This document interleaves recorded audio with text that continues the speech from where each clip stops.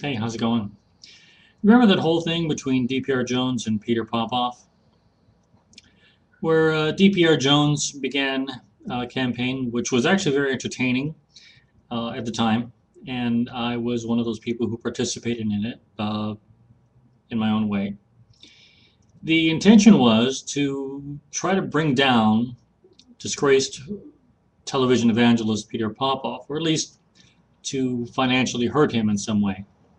Popoff, as for those of you who don't remember, I'm going to include a link below. Popoff was a well-known televangelist back in the 1970s and 80s, and he had this apparently magical ability to know people in the audience, their exact home address, and exactly what their problem was as far as their health was concerned. He had no cue card, no piece of paper in front of him. He just knew it, and he claimed that the information was coming to him from God. Well, James Randi and some other people did an investigation on that and found out that this direct from God stuff was all bullshit, and he was actually receiving the information from his wife, who was backstage. Everyone who had come into the auditoriums would have filled out a little prayer card, and she was just reading that information off and broadcasting it to him by a secret radio that the receiver was in Peter Popoff's ear. So after James Randi got this information, he called his buddy Johnny Carson on the Tonight Show, and Johnny had him on, and they played the tape. And immediately thereafter, donations to Peter Popoff dried up. He declared bankruptcy in 1987, and I think a lot of people anticipated that he would be off the scene for good. Disgraced televangelists, they can come back, as Jim Bakker and Jimmy Swaggart showed, but they're never as big as they were before. They'll still have their followings, they'll still have their devoted fans, but they will never reach the pinnacles of power that they once enjoyed. That is the conventional wisdom. However, Peter Popoff seems to have broken that tradition. Not only is he back, he is as big as he was before. He lives in a multi-million-dollar mansion in Upland, California. He drives a $90,000 car, and he's able to afford to buy airtime in 5 countries: the United States, United Kingdom, Canada, Australia, and New Zealand. And this stuff ain't cheap. And until recently, until about 2 years ago, he was able to afford to buy airtime on television stations all across the United States and Canada. And either people complained to these stations and the station pulled him off, or Popoff simply decided he'd be able to reach far more people by spending his money buying airtime on cable networks rather than small local television stations, whatever the case may be. But he's still on the air and still making the money. And I do regard this as a bit of unfinished business. And I mean, it certainly looks like Peter Popoff is the comeback hit. This guy makes Bill Clinton look like a quitter. And you would, when you read the guy's biography, what he did immediately after his bankruptcy, he didn't just say, "I'm just going to go and sell real estate." He wanted to get back in the religion business, and he did. Starting off slowly, buying airtime on black entertainment television, and then more and more venues, and he's able to afford to buy airtime on stations all around the world. So one of the best pieces of advice that Sun Tzu gave in The Art of War is to always strike your enemy where he is weakest.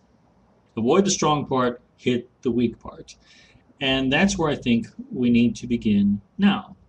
Because going after stations in the United States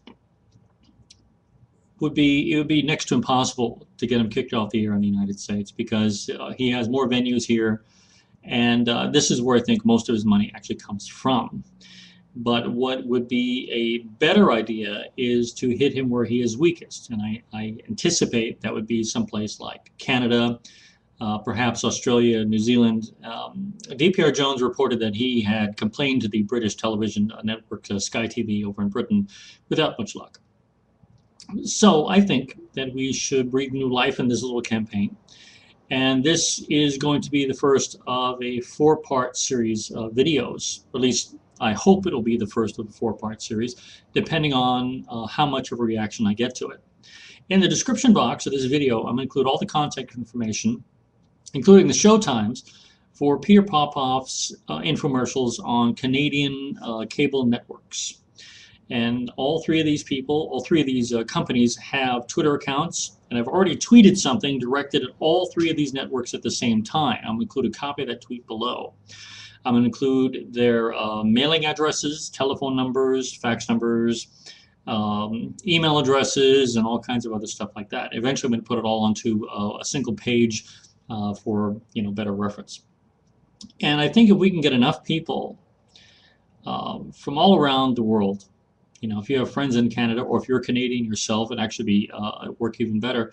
Instead of people in Canada working on Canada, people in America working on American stations, and people in the UK doing that, and Australia, New Zealand, have everybody work on Canada at the same time. And then after Popoff takes a hit over there in Canada, Australia, New Zealand, and then the UK, and then finally the United States. Now, I'll be the first person to admit that trying to get Peter Popoff kicked off the air in the USA, I don't have a lot of hope for that. But I do think that big things have small beginnings. So this is the first, hopefully, of a 4-part series. And I'm going to keep an eye on the tweets regarding Peter Popoff. If I see more tweets like the one I put up, and more people comment or view the video, if people like dprjones reply to it, then we can get more people involved and hopefully get Peter Popoff off the air on just maybe a couple of stations, injure him financially that way. Because it really does bother me that someone can make so much money and live so well exploiting the fears and insecurities of people, exploiting people who are terminally or chronically ill, people who are drowning in debt, and looking for any kind of solution to their problem.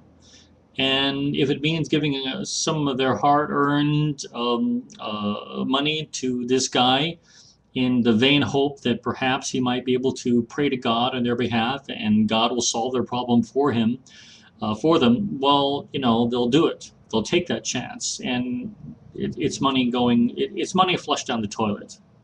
I think we all know that.